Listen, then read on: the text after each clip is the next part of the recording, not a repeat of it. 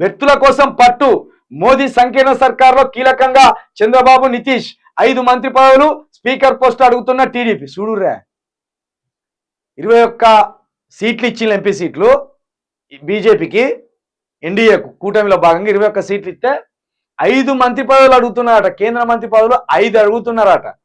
ఒక speaker post కూడా అడుగుతున్నారట. చూసిలా ఎలాంటి రాజకీయం నడుస్తున్నదో. ఎంపీ లాంటి ఏంటిదో అనుకుంటారు మీరు. తెలంగాణ ప్రజలు ఎంపీ లాంటి ఏంటిదో అది మనకు అసలు అవసరం లేదే. మోడీని చూసేయాలి మనం ఓట్లు. ఎందుకు? మన తాత కొడుక, మన అయ్య కొడుక మోడీ? ఎక్కడి మోడీ? ఏ రాష్ట్రం మోడీ? మన దేశమే కావచ్చు, మన ప్రాంతమా? చూడండి, ఇప్పుడు ఈ 5 మంత్రి పదవులు అంటే మనకు 17 సీట్లు ఉన్నాయి. 17 సీట్లు ఒక 14 సీట్లు వచ్చినాయి అనుకో. కనీసం ఒక 2 కేంద్ర మంత్రి పదవులు రాకపోవా? వాటితో పాటు మనకు రావాల్సిన వాటా వచ్చు కదా. ప్రతి సంవత్సరం కేంద్రం నుండి కొంత బడ్జెట్ రావాలి కదా రాష్ట్రానికి. అది ముక్కు పిండి వసూలు చేసేటోళ్ళమా కాదా? 5 మంత్రి పదవులు అంటే ఏంటి? మామూలు ముచ్చట. ఇక వాళ్ళకు కోరుకున్న మంత్రి పదవులు ఇస్తారు. ఇక నితీష్కి ఏం కావాలంటే ఆయనకి ఇస్తారు. ఆయనకు 12 సీట్లు ఉన్నాయి. ఓ ఆలోచన లేని విధానంతో ఓ తలంబ్రాలు తెచ్చిండు, రామమందిరం కట్టిండు. ఓ హిందువులకి అన్ని బాధలు తీరిపోయినట్టు. రేపంచలు ఒక్క హిందువు కూడా అయ్యో మా ఇంట్లో బియ్యం లేవని ఏడవాడు, మా ఇంట్లో కూరగాయలు లేవని ఏడవాడు. అయిపోయింది ఇక. రామమందిరం కట్టిండు కాబట్టి మోడీ పోయి స్వయంగా అక్కడ సముద్రంలో ద్వారకతో దిగి ద్వారకా నగరాన్ని సందర్శించి రామునితోటి కృష్ణునితోటి మాట్లాడొచ్చింది కాబట్టి ఓట్లేస్తాం. అట్లా కొంత నాశనం అయిపోయాళ్ళు. ఇక ఇక్కడ ఆనాటి రోజులు చెప్తారు రేవంత్ అన్న, ఇక రాహుల్ గాంధీని గెలిపించుకోవాలి అని ఇటో 8 సీట్లు ఇచ్చాను. మనకేమో తెలంగాణ ప్రజలు వాళ్ళే చిప్ప చేతిలో పెట్టుకునే కథకు తీసుకొచ్చింది.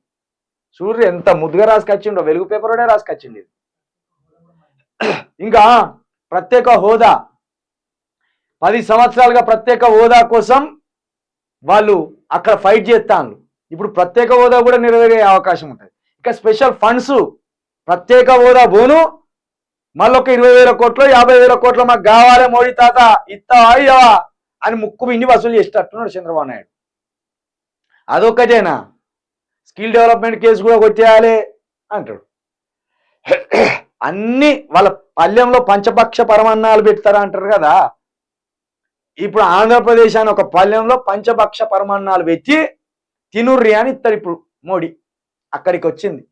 3 మంత్రి పదవులు ఆశిస్తున్న జేడీయూ, అందులో రైల్వే శాఖ కూడా. రైల్వే అనేది అత్యంత కీలకమైనది. 12 సీట్లకే 3 మంత్రి పదవి సీట్లు అడుగుతాడు. 3 మంత్రులు అడుగుతాడు. ఎవరు? నితీష్ కుమార్. 12 సీట్లే ఉన్నాయి ఆయన చేతిలో. 3 కేంద్ర మంత్రి పదవులు అడుగుతాడు ఆయన. అందులో రైల్వే శాఖ అడిగింది. ఇక తెరపైకి కామన్ మినిమం ప్రోగ్రామ్, వ్యవసాయ శాఖను కోరుతున్న జేడీఎస్. షిండే, చిరాగ్, అనుప్రియ, పవన్ పార్టీలకు పదవులు. పవన్ కూడా కోరుతాడటనే. పవన్ పార్టీకి వచ్చిందే 3 ఎంపీ సీట్లు. ఆయన కూడా అడుగుతాడట కేంద్రంలో వాటా. మాకోటి కావాలి అంటాడు. అయితే ఈ పవన్కి ఇచ్చే దాంట్లో 5 మంత్రి పదవులలోనే ఒకటి ఉంటుంది కావచ్చు. ఎందుకంటే ఇక్కడ చంద్రబాబు నాయుడును పవన్ ఇద్దరు మిత్రపక్షం కదా. వాళ్ళు పొత్తులో భాగంగానే కదా అక్కడ గెలిచింది. కాబట్టి ఈ 5 మంత్రి పదవుల్లో భాగంగానే పవన్కి ఒకటి ఉంటుంది. ఆగం చేసుకున్నాం పో తెలంగాణ రాష్ట్రాన్ని. ఆగం చేసుకొని ఇప్పుడు వీళ్ళు ముగ్గురే ప్రధానమైన వ్యక్తులు దేశ రాజకీయాల్లో. చంద్రబాబు నాయుడు, నితీష్ కుమార్, వీళ్ళిద్దరు ప్రధానమైన వ్యక్తులు. మోడీ అంటే ఆయనకు ఒక పార్టీ ఉన్నది, ఆయన పార్టీ నుండి ఆయన గెలిచింది. కానీ ఈ మోడీని ఇప్పుడు కొరడా బట్టి ఇట్లా సరిచే అటురుక అంటే అటురుకాలి, ఇటురుక అంటే ఇటురుకాలి. ఇప్పుడు చంద్రబాబు నాయుడు కనుక చక్రం తిప్పితే మోడీ సీటు గల్లంతే అవుతుంది ఏమో అనుకుంటాను.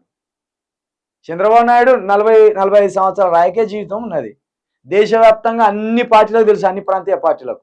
ఆయన కనుక అసలే రాజకీయ కుట్రదారుడుగా పేరు ఉన్నది ఆయనకు. స్వీటే కూలిపోతుంది.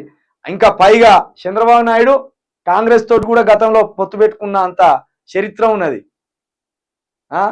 పిల్లి అదేది మింగీసా, పాము లాంటి పార్టీలు కాంగ్రెస్కి, తెలుగుదేశానికి పాము మింగీస లాంటి పార్టీలు. కానీ పాము మింగీస కూడా సంసారం చేసినట్టు వీళ్ళిద్దరు కలిసి పొత్తు పెట్టుకున్నారు. మరి అట్లా చూసుకుంటే ఒకవేళ వీళ్ళ శిష్యుడు ఉన్నాడు కదా రేవంత్ రెడ్డి కాంగ్రెస్లో ముఖ్యమంత్రిగా, ఒక ఫోన్ కొట్టే రేపు పొద్దున రాహుల్ గాంధీతో మీటింగ్ ఏర్పాటు చేయి, మోడీ బాగా ఓవర్ యాక్టింగ్ చేస్తాను, అందరం కలిసి ఒక పొత్తులో భాగం అవుదామంటే కథమే. ఇండియా కూలిపోతుంది, ఇండియా అధికారంలోకి వస్తుంది. అప్పుడు ఇంకా కీలకమవుతాడు చంద్రబాబు నాయుడు. ఇట్లున్న ఈ 5 సంవత్సరాలు దేశ రాజకీయంలో కావచ్చు, రాష్ట్ర రాజకీయంలో కావచ్చు, పెను ప్రకంపనలు ఉంటాయి, ఊహించని పరిణామాలు ఉంటాయి, ఊహించని ట్విస్టులు ఉంటాయి, ఊహించని షాకులు ఉంటాయి. అవి మనం చూస్తూ ఉంటాం కళ్ళారా.